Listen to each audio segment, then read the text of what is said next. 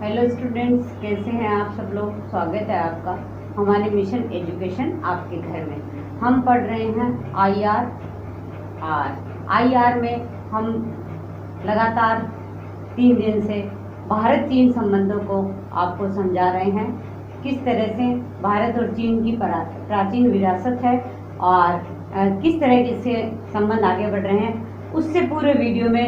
हालांकि भारत और चीन के बीच जो सहयोगात्मक रूप है चीन का बहुत कम रहा है, लेकिन फिर भी हमने कई ऐसे बिंदु है उनकी आपके सामने चर्चा की कि किस कहाँ भारत का सहयोग करता है चीन, उसके बारे में आपको बताया।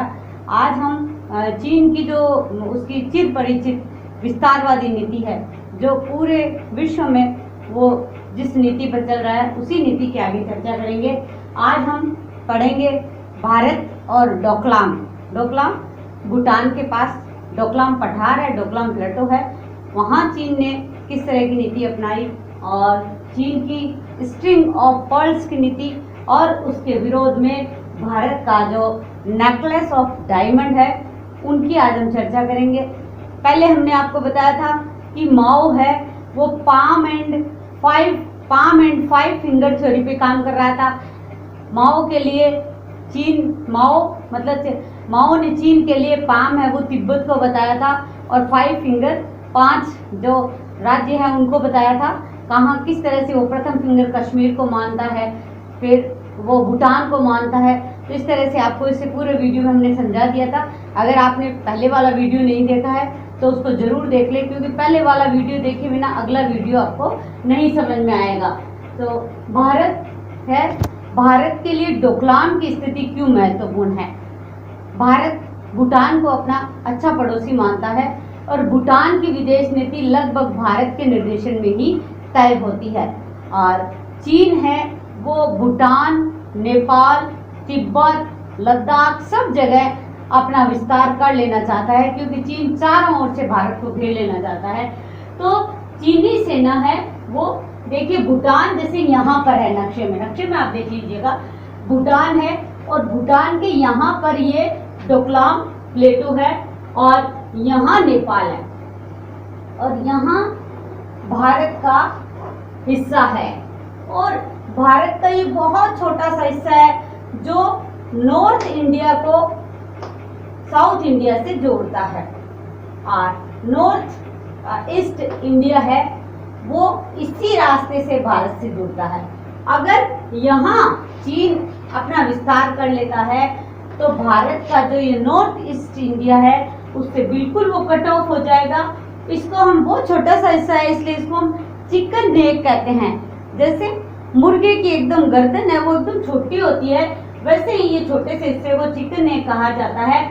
और 2017 में चीन ने यहाँ भारत को ब्लॉक करने के लिए, क्योंकि यहाँ से होते हुए फिर चीन है वो आगे पाकिस्तान में अपना जो 1 बेल्ट 1 रोड वाला प्रोजेक्ट कर रहा है, तो यहाँ जो चीन की सेना है वो अपनी विस्तारवादी नीति के कारण डोकलाम में आगे बढ़ती है।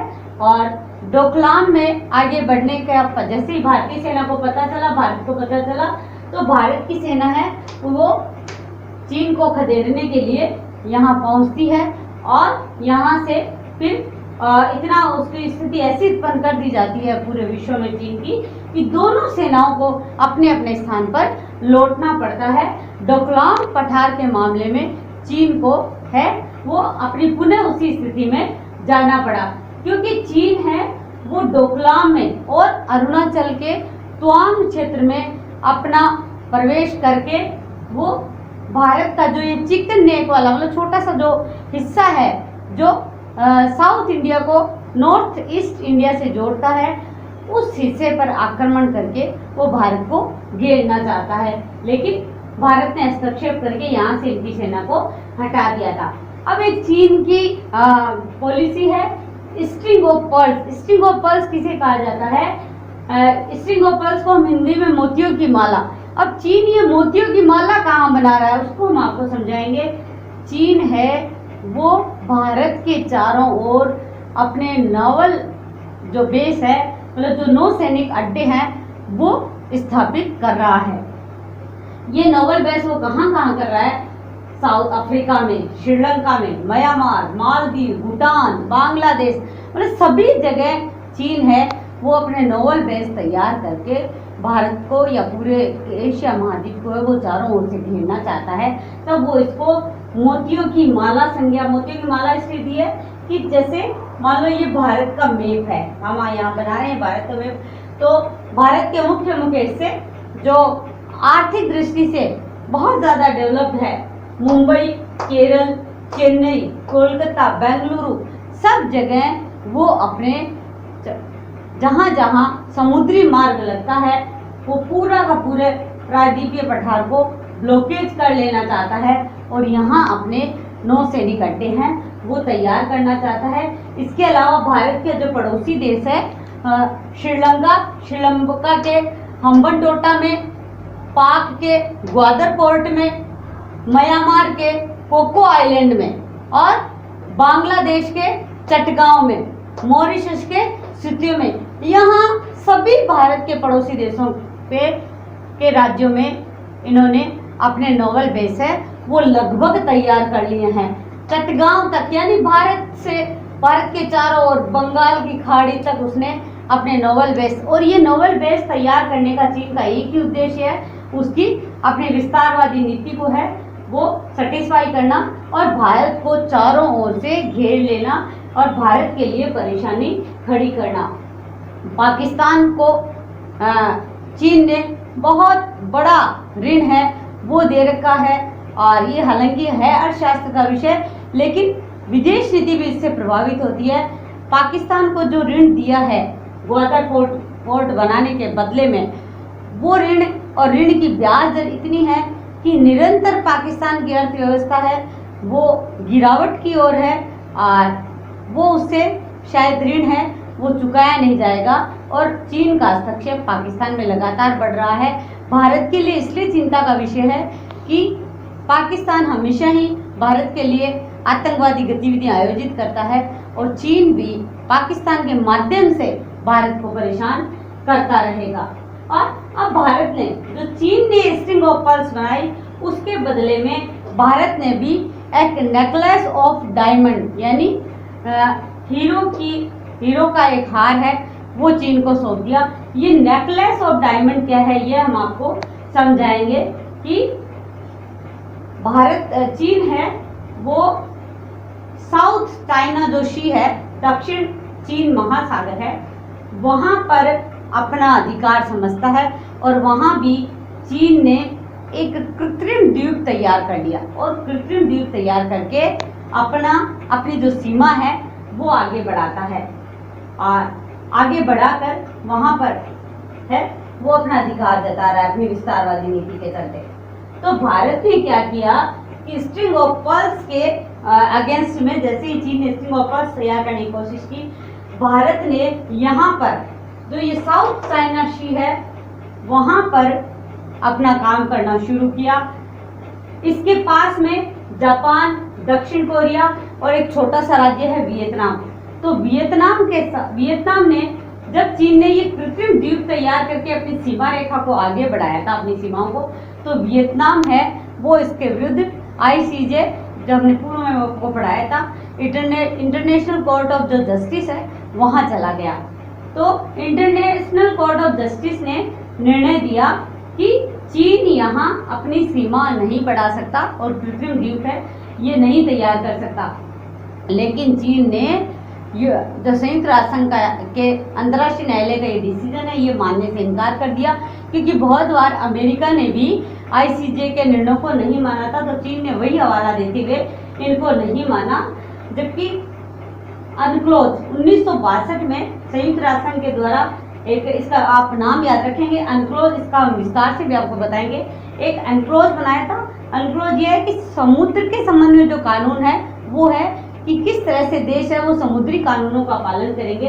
अनक्लोज का पूरा नाम यूनाइटेड नेशन ऑफ सी से कन्वेंशन लॉ ऑफ सी, यानी समुद्र के लिए जो कानून बने हैं समुद्रों की सीमा रेखा के लिए वो अनक्लोज है। तो अनक्लोज 1962 का हवाला देते हुए इंटरनेशनल कोर्ट ऑफ जस्टिस ने कहा कि चीन को पीछे हट जाना चाहिए। लेकिन चीन पीछे नहीं हटा और चीन ने अपना एक पुराना मैप निकाला और पुराने मैप में जो 9 डैश लाइन है, यानी ये जो साउथ चीन सी है उसमें एक नई जो 9 डैश वाली लाइन, 9 डैश लाइन है, उसका एक मैप निकाल के और कहा कि ये मेरी सीमा रेखा है। और वियतनाम ने इसका विरोध भी किया था।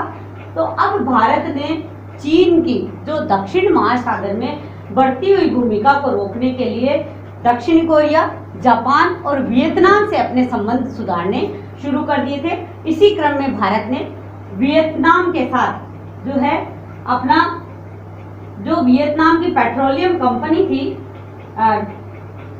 उसके साथ एक इंडियन ऑयल कॉरपोरेशन ने उसकी नेशनल ऑयल पेट्रो कंपनी के साथ में मिलकर काम करना शुरू कर दिया और वहां अपना एक प्लांट लगा दिया ताकि चीन की विस्तारवादी नीति को रोका जा सके। और चीन के जो मित्रों के मित्र थे जापान और वियतनाम, इनके साथ संबंध सुधारे और इनके साथ व्यापार करना शुरू कर दिया था, क्योंकि व्यापारिक समझौते करना और व्यापार करना भी विदेश नीति का एक हिस्सा है। और जापान के साथ भी भारत ने व्यापारिक समझौते कर लिए थे। ये समझौते करने के पीछे एक ही मकसद था कि चीन को यहाँ पर अपने एक नेकलेस ऑफ डायमंड पहनाना। तो पहला डायमंड भारत ने चीन को दिया वियतनाम के साथ अपना समझौता करके, व्यापारिक समझौता करके, और दूसरा जापान के साथ व्यापारिक समझौता करके, और तीसरा वर्तमान प्रधानमंत्री की मंगोलिया यात्रा। मंगोलिया एक भू आबाद क्षेत्र है और भारत ने चीन की विस्तारवादी नीति को रोकने के लिए मंगोलिया के साथ है वो संबंध बनाए। और जब प्रधानमंत्री जी मंगोलिया से वापस लौट रहे थे तो उन्हें एक कंथक नाम का घोड़ा है वो वहाँ से दिया गया था। और कंथक के पीछे भी यही कहानी है, क्योंकि बौद्ध धर्म में जब महावीर गौतम बुद्ध है वो जब निर्वासन के लिए जा रहे थे, जब वो अपना दीक्षा ग्रहण करने के लिए जा रहे थे तो कंथक नामक घोड़े पर ही उन्होंने यात्रा की थी। और जब भारत से प्रधानमंत्री मंगोलिया जाते हैं वापस आते हैं तो उन्हें वही कंथक हॉर्स है वो दिया जाता है। तो ये भी एक विदेश नीति का हिस्सा है। तो भारत ने चीन को 3-4 तरफ से घेरने की कोशिश की और उसकी विस्तारवादी नीतियों का जो मंसूबा था उसको नाकाम करने की कोशिश की। तो आज हमने डोकलाम, स्ट्रिंग ऑफ पर्ल्स और नेकलेस ऑफ डायमंड, ये 3 सिद्धांतों के बारे में पढ़ा। कल हम जो जिनपिंग 2014 में भारत आए थे और कौन कौन से समझौते हुए थे उनके बारे में चर्चा करेंगे। तो आप हमारे साथ बने रहिए। जब भी आप वीडियो देखें तो कॉपी पेन लेकर बैठिए, अपने नोट्स तैयार कीजिए, घर रहिए और पढ़ते रहिए, आगे बढ़ते रहिए। धन्यवाद।